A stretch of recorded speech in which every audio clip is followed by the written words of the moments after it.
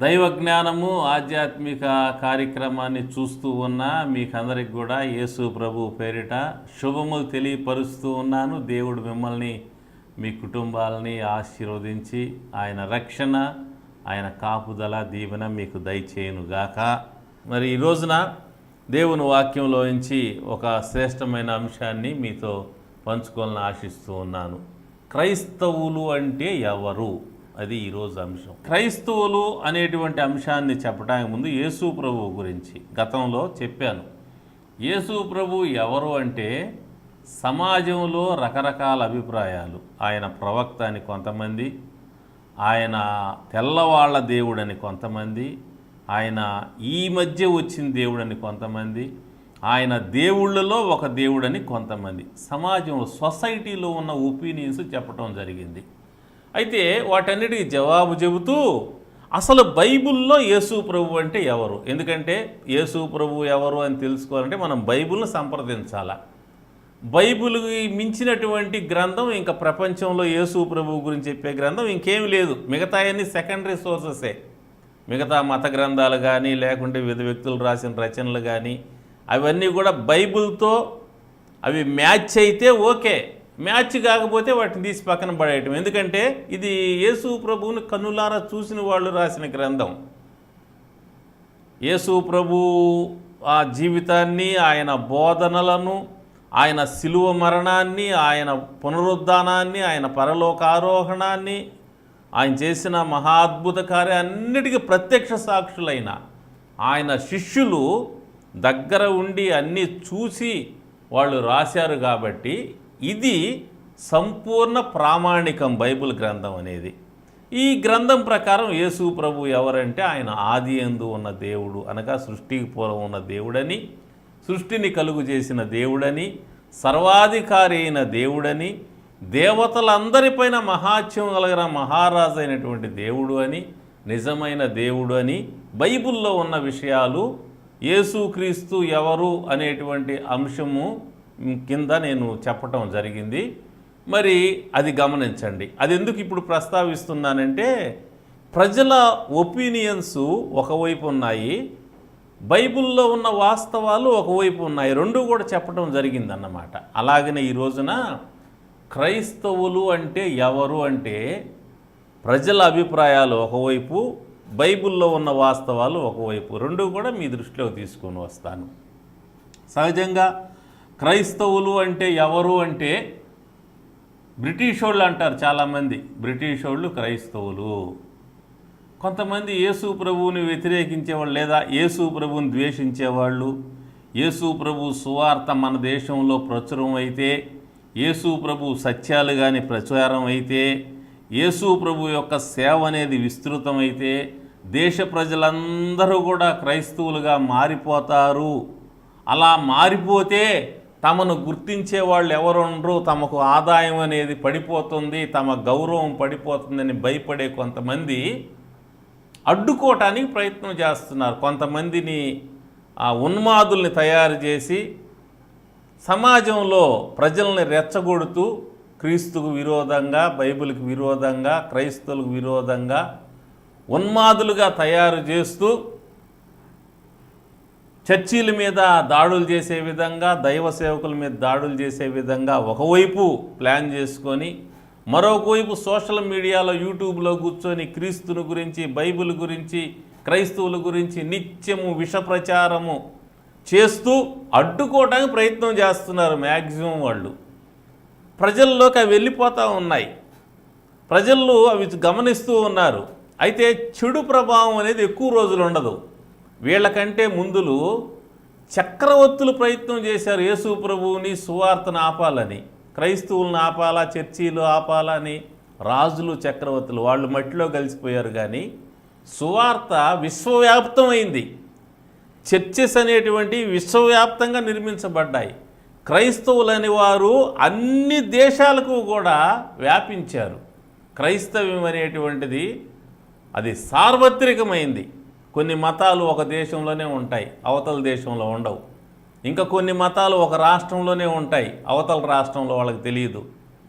ఇలాంటి పరిస్థితుల్లో క్రైస్తవ్యము, బైబిల్ యేసు ప్రభు సమాచారము ప్రతి దేశంలో, ప్రపంచంలో 190 దేశాలకు పైగా ప్రపంచ దేశాలు, అన్ని దేశాల్లో యేసు ప్రభువు గురించినటువంటి ప్రజలు సాక్షులు ఉన్నారు, మందిరాలు ఉన్నాయి, బైబిల్స్ ఉన్నాయి, సేవ జరుగుతూ ఉన్నది.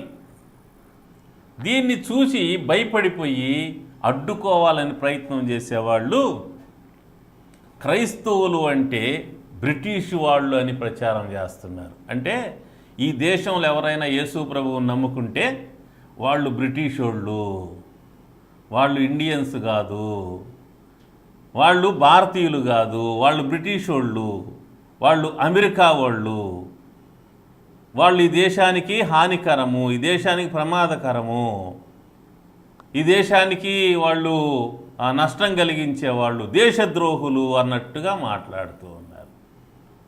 ఇంకా నోరు జారి ఇష్టం వచ్చినట్లుగా నీచమైనటువంటి మాటలు కూడా, బహునీచమైన మాటలు కూడా క్రైస్తవుల గురించి ఇలా మాట్లాడటం వెనక వాళ్ళకు ఒక ప్లాన్ ఉంటుంది. అదేంటంటే క్రైస్తవులను రెచ్చగొట్టాలా, రెచ్చగొట్టి క్రైస్తవులు రెచ్చిపోయి దాడులు చేసే విధంగా చెయ్యాలా అనేటువంటి ప్లాన్తో వాళ్ళు ఈ మాటలన్నీ మాట్లాడుతూ ఉన్నారు. అయితే క్రైస్తవులు చాలా సహనంతో, చాలా ఓర్పుతో, క్రైస్తవ సంస్కృతి ఏంటంటే, యేసు ప్రభువు బోధించిన సంస్కృతి ఏంటంటే దూషించిన వారిని దీవించండి. ఇక్కడ దీవించకపోయినా తిరిగి దూషించటంలే. ఒక చెంప మీద కొట్టేవాడికి రెండో చెంప తిప్పండి. గాంధీ గారు ఆ యొక్క కొండ మీద ప్రసంగం మత్తయి సువార్త 5, 6, 7 అధ్యాయాలు చదివి ఆయన ప్రభావితుడై అహింసా సిద్ధాంతాన్ని ఆయన ఫామ్ చేసి ఒక చెంప మీద కొట్టేవాడికి రెండో చెంప తిప్పు అనేటువంటి దాన్ని ఆయన వెలుగులో తీసుకొని వచ్చాడు. ఆ అహింసా సిద్ధాంతాన్ని ఆచరించి భారతదేశానికి, మన దేశానికి స్వాతంత్రం తీసుకురావడానికి పోరాడాడు ఆయన దాన్ని ఆచరించాడు కాబట్టి, ఆ విధంగా పోరాడు కాబట్టి కొంతమంది గాంధీ గారు అంటే ద్వేషం ఉంది, గాంధీ గారి మీద వ్యతిరేకమైనటువంటి భావజాలాన్ని సమాజంలో వ్యాప్తి చేస్తూ ఉన్నారు. అది నిజమని ప్రజలు నమ్ముతూ ఉన్నారు. సరే, ఈ విధంగా అహింసా జీవన విధానాన్ని యేసు ప్రభు బోధించాడు. శత్రువుల్ని ప్రేమించండి, శత్రువు ఆకలిగా ఉంటే అన్నం పెట్టండి, శత్రువు దప్పిగుంటే నీళ్ళు ఇవ్వండి, అంటే శత్రువు రోగిగా ఉంటే వాడిని పరామర్శించండి, శత్రువుకు సహాయం చేయండి. శత్రువు మమ్మల్ని ఈ విధంగా ద్వేషిస్తున్నారు, దూషిస్తున్నారు, విమర్శిస్తున్నారు. రేపు పొద్దున ఆ దుర్మార్గులే, ఆ దుష్టులే రేపు పోతా యాక్సిడెంట్ అయిపోయి ఆ కారులోనో వారు వెళ్ళే వాహనంలోనూ ఇరుక్కొని పోతే ఎవరు సహాయం చేయకపోయినా క్రైస్తవులు వాళ్ళకి సహాయం చేస్తారు. వాళ్ళు ఎవరో తెలిసినా కూడా, ఒరే వీడు యేసు ప్రభువుని తిట్టాడురా, వీడు మరియమ్మని తల్లిని తిట్టాడురా, వీడు యెహోవా దేవుని తిట్టాడురా, పరిశుద్ధాత్మని తిట్టాడురా, బైబుల్ని తిట్టాడురా, వీడు సందు దొరికింది వీడిని చంపేద్దాంరా అనుకోరు క్రైస్తవులు. వాడిని కాపాడతారు, 108కి ఫోన్ చేస్తారు, పోలీసులకు ఫోన్ చేస్తారు, వాడికి పరిచర్య చేస్తారు. అది క్రైస్తవుల గొప్పతనం, క్రైస్తవం యొక్క గొప్పతనం, యేసు ప్రభు నేర్పించిన గొప్పతనం అది. అంతేగాని మా మతానికి జయ్యి అంటే నీకు అన్నం పెడతాము, మా మతానికి జయ్యి అనకపోతే నీకు అన్నం పెట్టము అనేటువంటి నీచమైనటువంటి భావజాలాన్ని యేసు ప్రభువు నేర్పించలే. ఆకలి కొన్నోడి దగ్గరికి పోయి కొంతమంది మా మతానికి లేకుంటే మేము పూజించే వాడికి నువ్వు జయ్యను, అప్పుడు నీకు ఇదిగో 100 రూపాయలు ఇస్తా, 1000 రూపాయలు ఇస్తా, అన్నం పెడతా, నీ రోగానికి ఖర్చులు భరిస్తా అని నీచులు కొంతమంది. ఏమండి, ఆకలిగా ఉన్నవాడికి, రోగంతో బాధపడేవాడికి, ప్రమాదంలో ఉన్నవాడికి కులాలకు మతాలకు అతీతంగా సహాయం చేయాలా. డాక్టర్లు చూడండి ఎంత గొప్పవారు. వాళ్ళు ఏ కులం వాళ్ళు వచ్చినా, ఏ మతం వాళ్ళు వచ్చినా వాళ్ళని ఒకే రకంగా చూస్తారు. ప్రమాదంలో ఉన్నవాడిని కాపాడటమే వాళ్ళ పని. అలాంటి మనస్తత్వం క్రైస్తవులది, అలాంటి మనస్తత్వం యేసు ప్రభువు మనస్తత్వం అది. వాడు దూషించాడు కదా, వాడు శత్రువు కదా అని వాడిని వదిలేసి వెళ్ళిపోవటం కానీ, లేకుంటే అటు ఇటు చూసి గొంతు పీసి చంపేసి వెళ్ళిపోవడం ఎట్టాడివి ఉండవు. వాడిని కాపాడటానికి, బ్రతికించడానికి ప్రయత్నం చేస్తారు, ప్రార్థన చేస్తారు. అది క్రైస్తవ్యం అంటే. గమనించండి, ఇలాంటి క్రైస్తవుల మీద సమాజాన్ని రెచ్చగొడుతున్నారు కొంతమంది ఉద్దేశపూర్వకంగా. వీళ్ళు బ్రిటిష్ వాళ్ళు, వీళ్ళు అమెరికా వాళ్ళు, వీళ్ళు మన దేశానికి పుట్టినోళ్ళు కాదు, మన వాళ్ళు కాదు. ఎంత నీచంగా మాట్లాడుతున్నారు, అంత నీచంగా మాట్లాడుతున్నారు. దేవుడు వారికి తగిన తీర్పు తగిన సమయంలో ఆయనే ఇస్తాడు. కొంతమంది క్రైస్తవులు ఈ విషయంలో బోధకులు మాట్లాడుతూ ఉన్నారు, వాదిస్తూ ఉన్నారు, అడ్డుకుంటున్నారు. వారు చెప్పే కరెక్ట్ కాదని వాస్తవాలు తెలియపరుస్తూ ఉన్నారు. దేవుడు వారి ప్రయత్నాలు సఫలపరచునుగాక. మరి ఈరోజు మనం చెప్తున్న విషయం, క్రైస్తవులు అంటే బ్రిటిష్ వాళ్ళు. ఎవడన్నా యేసు ప్రభువుని నమ్మితే వాడు బ్రిటిష్ వాడు, ఎవడన్నా యేసు ప్రభువుని నమ్మితే వాడు అమెరికా వాడు. ఏమంటే ఒక గ్రామంలో ఒక ఇల్లు ఉంది, ఇంట్లో 4 కొడుకులు ఉన్నారు. వాళ్ళంతా ఒక మతానికి చెందిన వాళ్ళు, ఒక మతంలో పుట్టారు. ఒకడు నాస్తికుడు అయ్యాడు, ఒకడు ముస్లిం అయ్యాడు, ఒకడు క్రిస్టియన్ అయ్యాడు, ఇంకొకడు వాడున్న మతంలోనే ఉన్నాడు. అంటే ఆ 4 కూడా ఒక తల్లిదండ్రికి పుట్టినోళ్ళు, ఒక గ్రామానికి చెందినోళ్ళు, ఒక ఊరికి చెందిన, ఒక దేశానికి చెందినోళ్ళే కదా. వాడు ఇస్లాం పుచ్చుకోగానే వాడు అరేబియా వాడు ఎట్ట అయిపోయాడు, వీడు నాస్తికుడు కాగానే కమ్యూనిస్టు రష్యాకు చెందినవాడు ఎట్ట అయిపోయాడు, వీడు క్రైస్తవుడు కాగానే అమెరికాకు, లండన్కు, బ్రిటన్కు చెందినవాడు ఎట్ట అవుతాడు, వాడు సొంత మతంలో ఉండంగానే వాడు భారతీయుడు ఎట్ట అవుతాడు.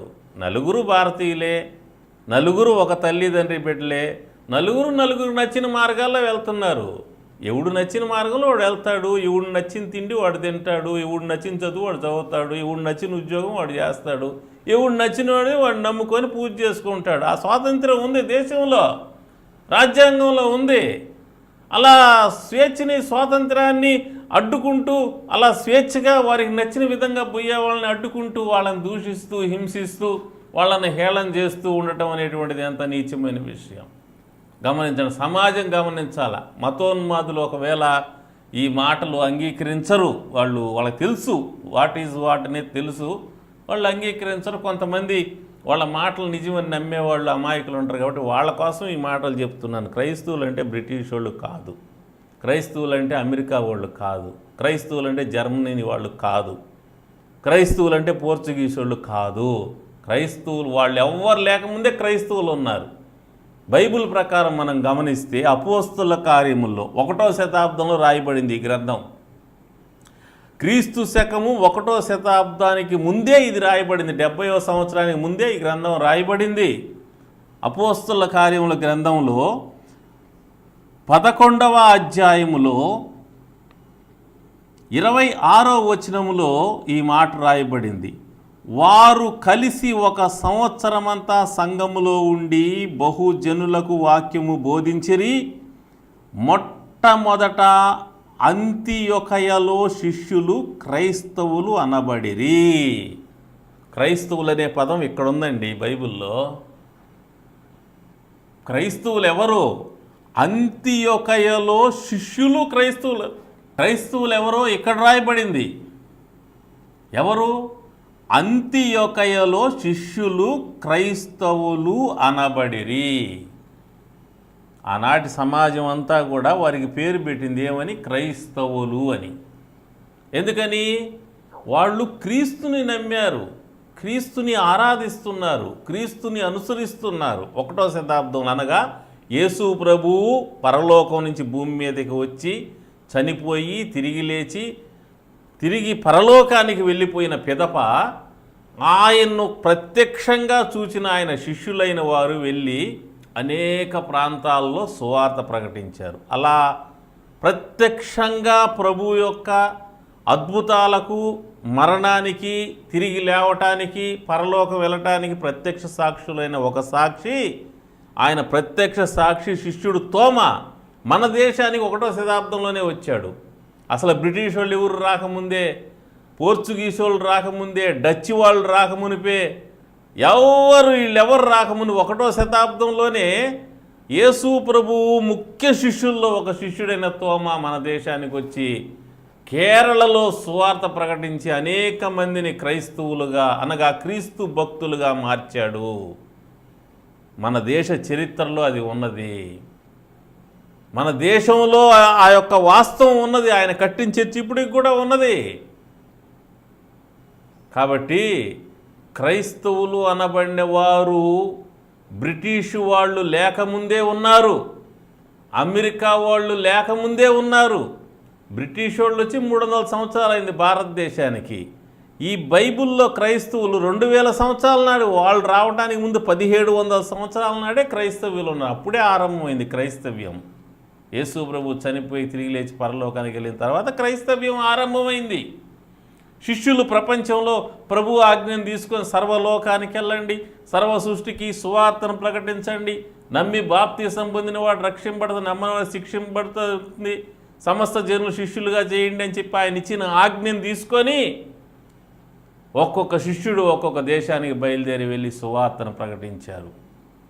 అలాగా మన దేశానికి తోమా వచ్చి ప్రకటించి కేరళలో సువార్త ప్రకటించి అనేక మందిని ప్రభువు వైపు తిప్పి అక్కడ ఆలయాలు కట్టి, మరియు చెన్నైలో ఆయన హతసాక్షిగా చనిపోవటము, నేటికి ఆయన సమాధి చెన్నైలో ఉండటం అనేది మనకు చారిత్రక సాక్ష్యము, వాస్తవం అది. కాబట్టి క్రైస్తవులు అంటే బ్రిటిష్ వాళ్ళు కాదు, అమెరికా వాళ్ళు కాదు, ఆస్ట్రేలియా వాళ్ళు కాదు, జర్మనీ వాళ్ళు కాదు, వీళ్ళెవరు కాదు. క్రైస్తవులు అంటే క్రీస్తుని నమ్మిన భక్తులు, క్రీస్తుని నమ్మిన విశ్వాసులు, క్రీస్తుని అనుసరించుటకు డెడికేట్ చేసుకున్నవారు, క్రీస్తుని ఆరాధించేవారు. వీరు యెరూషలేములో ప్రారంభమయ్యి, అంత్యోకయలో ప్రారంభమయ్యి, ఇస్రాయేల్ దేశంలో పరిసరాల్లో ప్రారంభమయ్యి ప్రపంచవ్యాప్తంగా వాళ్ళు విస్తరించారు. ఈ రోజున క్రైస్తవ దేశాలు ప్రపంచంలో 123 దేశాల పైనే ఉంటూ ఉన్నాయి. ఆయనకి యేసు ప్రభువుని నమ్మి అంగీకరించి ఆయన్ను ఆచరిస్తూ ఆ బైబిల్ని వారు ప్రామాణిక గ్రంథంగా స్వీకరించి బైబిల్ని అనుసరించే దేశాలు 123కు పైగా ఉన్నాయి ప్రపంచంలో. 195 దేశాల్లో 123 పైగా క్రైస్తవ రాజ్యాలు ఉంటూ ఉన్నాయి. అంతగా వ్యాపించింది క్రైస్తవం 1వ శతాబ్దం నుంచి ఆరంభమై నేటికి. అంతేగాని బ్రిటిష్ వాళ్ళకి దానికి సంబంధం లేదు. ప్రపంచానికి క్రైస్తవ్యానికి సంబంధం ఉంది. సర్వలోకానికి వెళ్ళండి, సర్వ సృష్టికి సువార్తని చెప్పండి, అది యేసు ప్రభు చెప్పింది. కాబట్టి ప్రపంచం మొత్తానికి క్రైస్తవ్యానికి కనెక్షన్ ఉంది, కానీ బ్రిటిష్ వాళ్ళకి క్రైస్తవ్యానికి ఏ కనెక్షన్ లేదు. మిగతా వాళ్ళు ఎలాగో వాళ్ళు అలాగే. ఇండియాలో యేసు ప్రభువుని నమ్మిన వాళ్ళు ఎలాగో బ్రిటన్లో యేసు ప్రభువుని నమ్మిన వాళ్ళు అంతే, అమెరికాలో నమ్మిన వాళ్ళు అంతే, పాకిస్తాన్ నమ్మిన వాళ్ళు, చైనాలో నమ్మిన వాళ్ళు, జపాన్లో నమ్మిన వాళ్ళు, ఆస్ట్రేలియాలో నమ్మిన వారు, వివిధ దేశాలు నమ్మిన క్రైస్తవులంతా కూడా ఒకటే. బ్రిటిష్ వాళ్ళు ఏం ప్రత్యేకం కాదు, అమెరికా వాళ్ళు ఏం ప్రత్యేకం కాదు. వాళ్ళు అగ్రదేశాలుగా ఉన్నారు కాబట్టి, వాళ్ళు కొంతకాలం మన దేశంలోకి వచ్చి మన దేశాన్ని పరిపాలించి వెళ్ళారు కాబట్టి వాళ్ళను గురించి ఇది బ్రిటిష్ వాళ్ళ మతము, ఇది బ్రిటిష్ వాళ్ళ మతము, ఇది బ్రిటిష్ వాళ్ళ మతము, క్రైస్తవులు అంటే బ్రిటిష్ వాళ్ళని ఒకటే ఓదర కొడతా బ్రెయిన్ వాష్ చేస్తున్నారు. కాదు కాదు, బ్రిటిష్ వాళ్ళు లేకముందే క్రైస్తవం ఉన్నది. బ్రిటిష్ వాళ్ళు ఇండియాకు రాకమునిపే 1700 సంవత్సరాలకు పూర్వమే క్రైస్తవ్యం అనేటువంటిది ఉంది. క్రైస్తవులు అనబడ్డారు.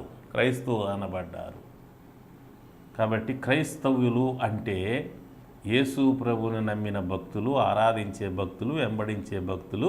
వీళ్ళు 2000 సంవత్సరాల నుంచే ప్రపంచంలో ఉంటూ ఉన్నారు, ప్రపంచమంతా విస్తరించి ఉన్నారు.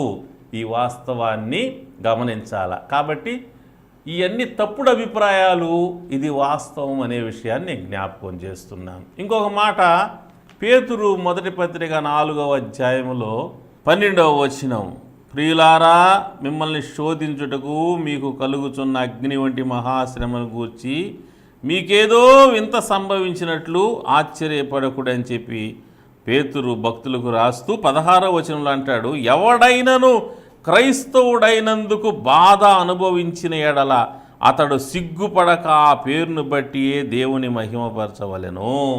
ఎవడైనా క్రైస్తవుడైనందుకు, ఈ పదం ఇక్కడ రాయబడింది బైబిల్లో. పేతురు రాసిన, పేతురు అంటే యేసు ప్రభు శిష్యుడు, ప్రధానమైన శిష్యుల్లో ముఖ్యమైన వాడు పేతురు. ఆయన తన గ్రంథంలో రాస్తూ, ఎవడైనా క్రైస్తవుడైనందుకు సమాజంలో కానీ బాధింపబడితే దాన్ని గురించి కృంగిపోవద్దు, నిరాశపడవద్దు. అసలు ఆ బాధ అనుభవిస్తున్నందుకు సంతోషించండి, దేవుణ్ణి మహింపరచండి. ఎందుకంటే యేసయ్య ఒక మాట అన్నాడు, నా నిమిత్తం జనులు మిమ్మల్ని నిందించి హింసించి అబద్ధముగా చెడ్డ మాటలల్లా పలుకున్నప్పుడు మీరు సంతోషించి ఆనందించండి. ఎందుకంటే పరలోకంలో మిమ్మల్ని తిట్టి మిమ్మల్ని హింసించి మిమ్మల్ని బాధించినందుకు మీరు అనుభవించిన శ్రమలకు మీకు గొప్ప ఫలం వస్తుంది. కాబట్టి అందుకని ఇక్కడేమంటాడు 16వ వచనంలో, ఎవడైనా క్రైస్తవుడైనందుకు బాధ అనుభవించిన యెడల అతడు సిగ్గుపడక ఆ పేరును బట్టి దేవుని మహిమ. సిగ్గుపడకూడదు. క్రైస్తవుల మీద ఈ రోజులు అనేకమైన దాడులు జరుగుతూ ఉన్నాయి. ఆ రోజుల్లో దాడులు జరిగాయి అంటే, హింసలు జరిగాయి అంటే రాజరికం ఉన్నది. రాజులు అనేటువంటి వాళ్ళు క్రైస్తవ్యానికి వ్యతిరేకంగా ఉన్నారు. ఎందుకంటే రాజును పూజించాలి, ఆనాడు దేవుడుగా పూజించాల. రోమా ప్రభుత్వంలో రాజుని దేవుడని పూజించే ఆచారం ఉంది. క్రీస్తును నమ్మిన వారు ఆచారాన్ని తిరస్కరించారు. ఎందుకంటే దేవుడు యేసు ప్రభు, సృష్టికర్త ఆయన, వచ్చినది ఆయన, చనిపోయింది ఆయన, తిరిగి లేచింది ఆయన, పరలోకం వెళ్ళింది ఆయన, పరలోకాన్ని ఇచ్చేది ఆయన, నరకంని తప్పించేది ఆయన. కాబట్టి ఆయన్నే మేము పూజిస్తాం. ఇంతకాలం రాజును పూజిస్తూ, బొమ్మల్ని పూజిస్తూ, రాజు విగ్రహాలను పూజిస్తూ వచ్చాం, మేము చేయమా పనిక అని చెప్పి గట్టిగా నిలబడి దేవుడి కోసం నిలబడినప్పుడు ప్రభుత్వం నుంచి సమాజం నుంచి హింస వాళ్ళకు వచ్చింది. అందుకనే ఎవడైనా క్రైస్తవుడైనందువలన బాధ, సమాజం నుంచి ప్రభుత్వం నుంచి బాధ వస్తే మీరు సిగ్గుపడొద్దు, వెనకడుగు వేయొద్దు, దేవుణ్ణి మహింపరచండి, మీకు ప్రతిఫలం ఉంటుందని పేతురు మాట్లాడుతూ అంటాడు. అయితే ఈరోజు అట్లేదు పరిస్థితి. క్రైస్తవుల్ని బాధపరిస్తే మనకు మంచి ప్రభుత్వాలు ఉన్నాయి. విశేషంగా మన తెలుగు రాష్ట్రాల్లో, మన సౌత్ ఇండియాలో ఎస్పెషల్లీ మంచి ప్రభుత్వాలు ఉన్నాయి. క్రైస్తవులు శ్రమ అనుభవించినట్లయితే, దాడులకు గురైనట్లయితే, మందిరాలపై దాడులకు గురైనట్లయితే, దైవ సేవకులపై దాడులకు గురైనట్లయితే తప్పకుండా ప్రభుత్వాలు ముఖ్యమంత్రి గారిని, మంత్రుల్ని, ఎమ్మెల్యేలని, అధికారుల్ని కలిసి మనం న్యాయం పొందే అవకాశం, కోర్టును కలిసి న్యాయం పొందే అవకాశం మనకి సౌత్ ఇండియాలో, మన భారతదేశంలో కూడా అనేక ప్రాంతాల్లో ఉంటూ ఉంది. కొన్ని ప్రాంతాల్లో క్రైస్తవులకు మరి అలాంటి అవకాశం అనేది తక్కువ కనపడుతున్నప్పటికి కూడా తెలుగు రాష్ట్రాల్లో మంచి ప్రభుత్వాలు, మంచి ముఖ్యమంత్రులు మనకు ఉన్నారు, మంచి నాయకులు ఉన్నారు. వారి సహాయం పొంది మనపై దాడులు చేసేటువంటి వారి నోరు మూసి వారిని అదుపు చేసి మనం స్వేచ్ఛగా ప్రభువుని ఆరాధించుకొని సేవ చేసుకునే అవకాశాలు దేవుడు మనకు కలిగించాడు. అయితే ఆ రోజున అలాంటిది లేదు. రాజును పూజించాలని నియమం ఉంది కాబట్టి దాన్ని ధిక్కరించినందువల్ల వాళ్ళు హింసపడ్డారు. ఈరోజు అలాగ రాజును పూజించాలా అనేటువంటి నియమం ఈరోజు లేదు కాబట్టి మనకి చాలా స్వాతంత్రం దేవుడు అనుగ్రహించాడు, స్వేచ్ఛను దేవుడు ఇచ్చాడు. మన స్వేచ్ఛను మనం వాడుకోవాలా, మన అధికారాన్ని మనం వాడుకోవాలి. చాలామంది క్రైస్తవులు వాడటంలే, వాళ్ళు ఆ దాడులకు గురై మౌనంగా ఉంటున్నారు. కాదు, ప్రతి చోట కూడా క్రైస్తవ బిడ్డలు, సంఘాలు, నాయకులు ఐక్యమై దేవుడు మనకిచ్చినటువంటి స్వేచ్ఛను మనం వాడాలా, మనకిచ్చిన చట్టాన్ని, రాజ్యాంగాన్ని వాడుకోవాలా. మన నాయకుల్ని కూడా సంప్రదించి మన పరిస్థితులు అనే వారికి వివరించి మనము మన స్వేచ్ఛను కాపాడుకుంటూ ప్రశాంతంగా బ్రతికే అవకాశం దేవుడిచ్చాడు. కాబట్టి దాన్ని వాడుకోవాలని నేను తెలియపరుస్తూ ఉన్నాను. చివరిగా ఒక మాట అని చెప్పి నేను ముగిస్తాను. ఈ క్రైస్తవులైనటువంటి వారు, మరి క్రైస్తవులని చెప్పుకోవటానికి కొంతమంది సమాజంలో మామూలుగా చర్చిలో క్రైస్తవులుగా ఉంటారు, ప్రార్థనలు చేసుకుంటూ ఉంటారు. కానీ ఓపెన్గా యేసు ప్రభువు చెందిన వారమని ఒప్పుకోవటానికి కొంతమంది సిగ్గుపడతా ఉంటారు, భయపడతా ఉంటారు. మరి వాళ్ళు వెనకడుగు వేస్తూ ఉంటారు. సొసైటీలో తాము క్రైస్తవులు అని చెప్పుకోవటానికి వెనకడుగు వేస్తూ ఉంటారు. అలాంటి వారి గురించి ప్రభువు చెప్పిన మాటను నేను జ్ఞాపకం చేసి ముగిస్తాను. చివరిలో మత్తయి సువార్త 10వ అధ్యాయము 32-33 వచనాలు. మనుషుల ఎదుట నన్ను ఒప్పుకొని వాడెవడో పరలోకమందున్న నా తండ్రి ఎదుట నేను వాడిని ఒప్పుకొందును. మనుషుల ఎదుట ఎవడు నన్ను ఎరుగననునో వానిని పరలోకమందున నా తండ్రి ఎదుట నేను ఎరగనందును.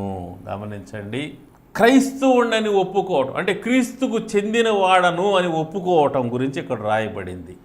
కొంతమంది రహస్య క్రైస్తవులు ఉంటారు. వాళ్ళు ఇళ్లల్లో ప్రార్థన చేసుకుంటారు, కొంతమంది చర్చీలకు కూడా వెళ్తారు. కానీ సమాజంలో క్రైస్తవులు అని చెప్పుకోవటానికి ఇష్టపడరు. మీరెవరు అంటే మేము క్రిస్టియన్స్, మేము క్రైస్తవులము అని చెప్పుకోవటానికి ఇష్టపడరు. దానికి గల కారణాలు మరి వాళ్ళకున్నటువంటి ఫెసిలిటీస్ పోతాయనో, లేకుంటే సమాజంలో వారు వివక్షను ఎదుర్కోవాల్సి వస్తుంది, హేళన ఎదుర్కోవాల్సి వస్తుందనో. కొన్ని గ్రామ ప్రాంతాల్లో అయితే క్రైస్తవులు వస్తూ ఉంటే తెలియక వాళ్ళు పాపం గ్రామస్తులు ఎగతాళిగా మాట్లాడుకునే వాళ్ళు ఉంటారు. ఇవన్నీ సిగ్గుపడి భయపడి కొన్ని యొక్క ప్రభుత్వ సంబంధమైనటువంటి ఫెసిలిటీసు పోతాయని ఆందోళన పడి క్రైస్తవులను ఒప్పుకోవడానికి ఇష్టపడరు. ఎవరైనా అధికారులు చెకింగ్ వస్తున్నారంటే ఇంట్లో ఉన్న యేసు ప్రభు ఫోటోలు, దేవుని వాక్యాలన్నీ పక్కన పెట్టి వేరే తీసుకొచ్చి తగిలించుకుంటారు. అప్పుడు వాళ్ళు అధికారుల ముందు, ప్రభుత్వం ముందు ఏం చెప్తున్నారంటే మేము క్రైస్తవులం కాదు అని చెప్తున్నారు. యేసు ప్రభు అలాంటి వారి గురించి ఏం చెప్తున్నాడు ఇక్కడ గమనించండి. మరలా చదువుతాను. మత్తయి సువార్త 10:32-33. మనుషుల ఎదుట నన్ను ఒప్పుకుని వాడెవడో. మనుషుల ఎదుట ఒప్పుకోవాలంట. ఎవరు ఎదుట? మనుషుల ఎదుట, అధికారుల ఎదుట, రాజుల ఎదుట ఒప్పుకుంటే ఏమవుతుంది?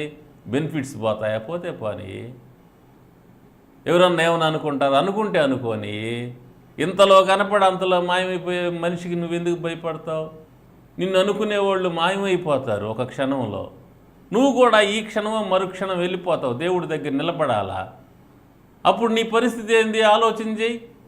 నీకేం శిక్ష వస్తుందా? క్రైస్తవుడు అని చెప్తే తల తీసేస్తారా? క్రైస్తవుడు అని చెబితే లేకుంటే జైల్లో పెడతారా? క్రైస్తవుడు అని చెబితే. ఒకవేళ అలాంటి పరిస్థితి వస్తే రాని, వెనకడుగు వేయకూడదు. క్రైస్తవులను ఒప్పుకోవడానికి సిగ్గుపడకూడదు. సిగ్గుపడితే ఏమవుద్దో ప్రభువు చెప్తున్నాడు. మనుషుల ఎదుట నన్ను ఒప్పుకొని వాడెవడో పరలోకమందున్న నా తండ్రి ఎదుట నేను వాడిని ఒప్పుకొందును. పరలోకంలో కూడా ప్రభు తండ్రి ఎదుట, దేవదూతల ఎదుట, పరిశుద్ధుల ఎదుట ఒప్పుకుంటాడు. ఇదిగో ఈ స్త్రీ, ఈ పురుషుడు, ఈ బిడ్డ నా బిడ్డ, నాకు చెందిన వాడిని ఒప్పుకుంటాడు. నువ్వు ఒప్పుకుంటే ఆయన ఒప్పుకుంటాడు. నువ్వు కాదంటే ఏమవుతుంది? 33వ వచనంలో మనుషుల ఎదుట నన్ను ఎవడు ఎరుగునన్నో వాణ్ణి పరలోకమున్న తండ్రి ఎదుట నేను ఎరుగునందునంతే. ఎవడో నాకు తెలియదు. రేపు పొద్దున యేసు ప్రభు ముందు నిలబడినప్పుడు ఎవడు నాకు తెలియదు అని చెప్పేస్తాడు యేసు ప్రభు. నువ్వు పరలోకంలో ఉండవు. అప్పుడు ఏదో క్షణికమైన లాభాల కోసమో, సమాజంలో పురుగు కోసమో, గౌరవం కోసమో, తాత్కాలికమైనటువంటి ఆశపడి యేసు ప్రభువుని ఎరగను అంటే పరలోకంలో కూడా దేవుడు ఎదుట నిలబడినప్పుడు వీడెవడు నాకు తెలియదు అనేటువంటి పరిస్థితి వస్తుంది. అప్పుడు నీవు ఎక్కడ ఉంటావు? నిత్య నరకంలో ఉంటావు. కాబట్టి నిత్య నరకానికి పోకుండా నిత్యం ఆయన మహిమలో ఉండాలి అంటే నీ నోటితో ఎల్లప్పుడూ కూడా క్రైస్తవుడని ఒప్పుకోవాల్సిన అవసరత ఉన్నది. దేవుడి బిడ్డగా ఒప్పుకోవాల్సిన అవసరత ఉన్నది. నీ ఒప్పుకున్న దాన్ని బట్టే నీకు ప్రతిఫలం వస్తుంది. కాబట్టి క్రైస్తవులంటే బ్రిటిష్ వాళ్ళు కాదు, క్రైస్తవులంటే క్రీస్తు భక్తులు. బ్రిటిష్ వాళ్ళు లేకముందే క్రైస్తవులు ఉన్నారు. అసలు బ్రిటిష్ వాళ్ళు, అమెరికా వాళ్ళు రాకముందే భారతదేశానికి క్రైస్తవం వచ్చింది. ఇది వాస్తవమైంది.